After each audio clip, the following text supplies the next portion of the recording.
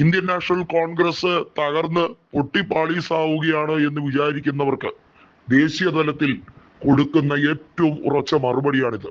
ശരത് പവാർ ഉൾപ്പെടെ, മമതാ ബാനർജി, ശരത് പവാർ, ജഗൻമോഹൻ റെഡ്ഡി ഉൾപ്പെടെ പഴയ കോൺഗ്രസ് വിട്ടവരെല്ലാം തിരിച്ചവരവരുടെ എംപിമാരുമായി കോൺഗ്രസിലേക്ക് എത്തുന്നു.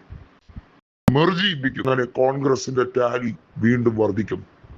മമതയുടെ 29 എംപിമാരിൽ 20ഓളം പേർ NDAയിലേക്ക് ചേക്കേറാൻ ഭീഷണി മുഴക്കുമ്പോൾ യൂസഫ് പത്താൻ, മഹുവ മൊയ്ത്ര, സൈനി ഘോഷ് എന്നിവരുൾപ്പെടെ തൃണമൂൽ അല്ല, ഇനി ഈ സംസ്ഥാനത്ത് ബംഗാളിൽ ഇടിച്ചു നിൽക്കണമെങ്കിൽ കോൺഗ്രസിൽ തന്നെ ലയിക്കേണ്ടത് അനിവാര്യമാണ് എന്ന യാഥാർത്ഥ്യം മനസ്സിലാക്കി മാതൃപ്രസ്ഥാനത്തിലേക്ക് മടങ്ങുന്നു.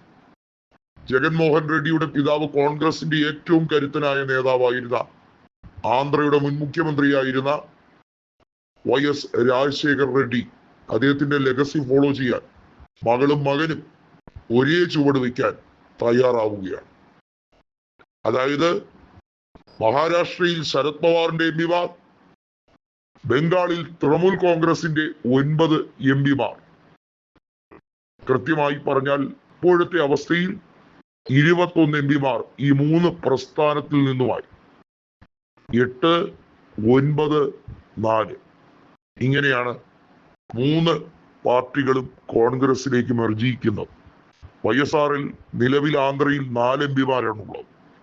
അവർ 4 പേരും കോൺഗ്രസിലേക്ക് മെർജിപ്പിക്കാൻ വേണ്ടിയുള്ള ജഗന്റെ നിതാന്തമായ ചർച്ചകൾ, പരിശ്രമങ്ങൾ, പുതിയ ചുവടുവെപ്പിലേക്കാണ് കോൺഗ്രസ് എത്തുന്നത്. കോൺഗ്രസിനെ സംബന്ധിച്ചിടത്തോളം അഭിമാനാർഹമായിട്ടുള്ള കാര്യമാണ്.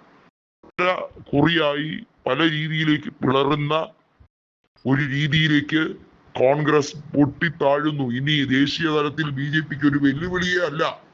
കാലാകാലങ്ങളോളം BJP കേന്ദ്രത്തിൽ അധികാരത്തിൽ നിൽക്കും എന്ന് വിശ്വസിക്കുന്നവർക്ക് വലിയ ഇരുട്ടിയിടിയായിരിക്കും ഇത് എന്നുള്ളതിന് സംശയമൊന്നുമില്ല.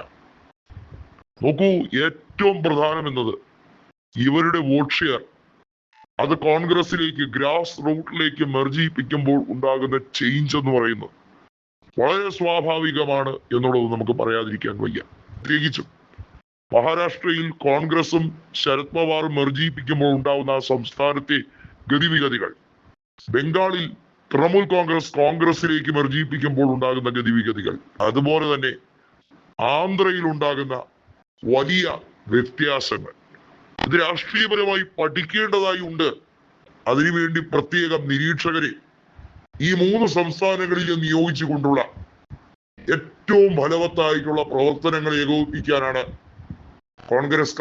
ദേശീയ കോൺഗ്രസ് കമ്മിറ്റിയുടെ ഏറ്റവും ത്വരിതപ്പെടുത്തിയുള്ള തീരുമാനം എന്നതാണ് പ്രസ്ഥാനത്തിനെ സംബന്ധിച്ചിടത്തോളം ഏറ്റവും സന്തോഷകരമായി, ഏറ്റവും ഉത്തേജകം നൽകുന്ന ഒരു ശുഭവാർത്ത.